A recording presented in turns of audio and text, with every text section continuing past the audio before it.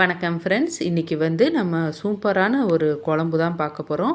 அதுவும் சின்ன வெங்காயம் போட்ட காரக்குழம்பு தான் செய்ய போகிறோம். இந்த காரக்குழம்புக்கு ஏற்ற மாதிரியான ஒரு வறுவல், பாவக்காய் வறுவல் தான் செய்ய போகிறோம். பாவக்காய் வறுவலுக்கும் இந்த குழம்புக்கும் பார்த்திங்கன்னா காம்பினேஷன் ரொம்ப சூப்பராக இருக்கும். இப்போ எப்படி செய்கிறதுங்கிறத பார்க்கலாம். இன்றைக்கி நம்ம பொடி பாவக்காய் எடுத்திருக்கோம். பாவக்காயில் மேலே இருக்கிற காம்பை எடுத்துகிட்டு 2 கட் பண்ணிவிட்டு கழுவி எடுத்து வச்சுக்கலாம்.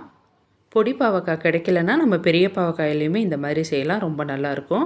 இப்போ கடாயில் கொஞ்சமாக எண்ணெய் சேர்த்துக்கலாம். தாளிக்க கடுகு உளுந்து சேர்த்துக்கலாம். கடுகு நல்லா வெடித்த உடனே ஒரு 4-5 சின்ன வெங்காயம், ஒரே ஒரு தக்காளி, கொஞ்சமாக கருவேப்பிலை சேர்த்துக்கலாம்.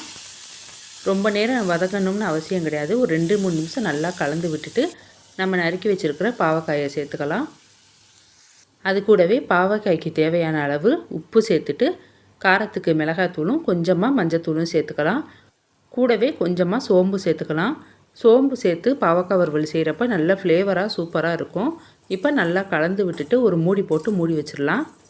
மூடி போட்டதுக்கப்புறமா அடுப்பை நம்ம சிம் பண்ணி வச்சிடணும்.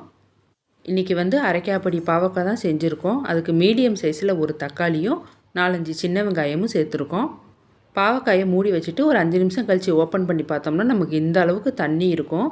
இப்போ நல்லா கலந்து விட்டுட்டு ஓரளவுக்கு தண்ணி வற்றின உடனே நம்ம அடுப்பை சிம் பண்ணி போட்டுடலாம். மெதுவாக அது பாட்டுக்கு நல்லா ரோஸ்ட் ஆகி வரட்டும். அது வரைக்கும் நம்ம பாவக்காயை இன்னொரு அடுப்பில் சிம்மில் வச்சிடலாம். இந்த பக்கம் அடுப்பில் நம்ம இப்போ சின்ன வெங்காய குழம்புக்கு ரெடி பண்ணிக்கலாம். இப்போ நம்ம சின்ன வெங்காய காரக்குழம்புக்கு எண்ணெய் சேர்த்துக்கலாம். நல்லெண்ணெய் சேர்த்தோம்னா குழம்பு நல்ல வாசனையாக சூப்பராக இருக்கும்.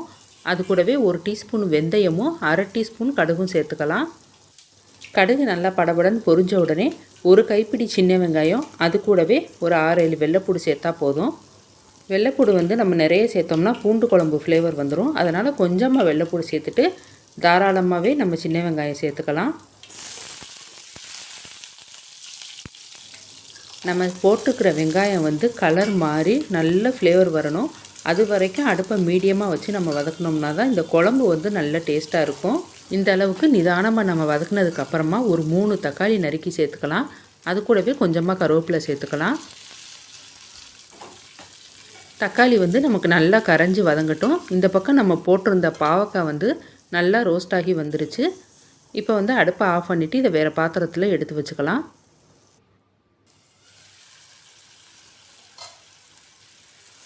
கொஞ்ச நேரம் மூடி போட்டு அடுப்பை சிம் பண்ணி வச்சுருந்தனால தக்காளி நல்லா கரைஞ்சிருச்சு. இப்போ இது கூடவே குழம்புக்கு தேவையான குழம்பு மிளகாத்தூள் சேர்த்துக்கலாம். அதிலேயே மஞ்சத்தூள், மிளகாத்தூள் எல்லாமே இருக்குது. அது கூடவே தனி மல்லித்தூள் 1 டீஸ்பூன் சேர்த்துக்கலாம். இந்த குழம்புக்கு தேவையான அளவு உப்பு சேர்த்துக்கலாம். தனி மல்லித்தூள் சேர்க்குறப்ப குழம்பு நல்ல ஃப்ளேவராக சூப்பராக இருக்கும். நீங்கள் ட்ரை பண்ணி பாருங்கள்.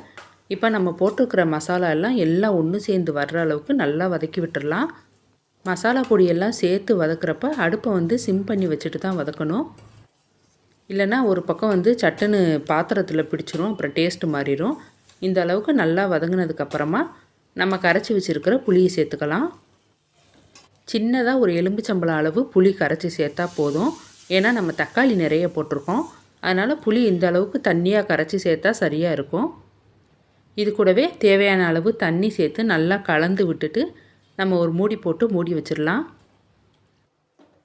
மூடி போட்டதுக்கப்புறமா அடுப்பை மீடியமாக வச்சிடணும். குழம்பு நல்லா கொதித்து வாசனை கமகமன்னு வந்ததுக்கப்புறமா 5 நிமிஷம் சிம்மில் வச்சுட்டு நம்ம ஆஃப் பண்ணிட்டோம்னா சரியாக இருக்கும். நல்லா கமகமன்னு வாசனையோட சின்ன வெங்காய காரக்குழம்பு தயாராகிடுச்சு.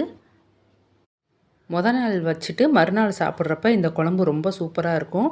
இட்லி தோசையோட சாப்பிட்றதுக்குமே டேஸ்ட்டு ரொம்ப அட்டகாசமாக இருக்கும். நீங்கள் கண்டிப்பாக ட்ரை பண்ணி பாருங்கள். இன்றைக்கி சிம்பிளான லஞ்ச் மெனு தயாராகிடுச்சு. நான் அவரைக்காய் பொரியல் செஞ்சுருக்கேன். அது ஷார்ட்ஸ் வீடியோவில் வரும். இந்த காம்பினேஷன் உங்களுக்கு பிடிச்சிருந்துச்சுன்னா இதே மாதிரியே நீங்கள் செஞ்சு பாருங்கள். தேங்க்யூ.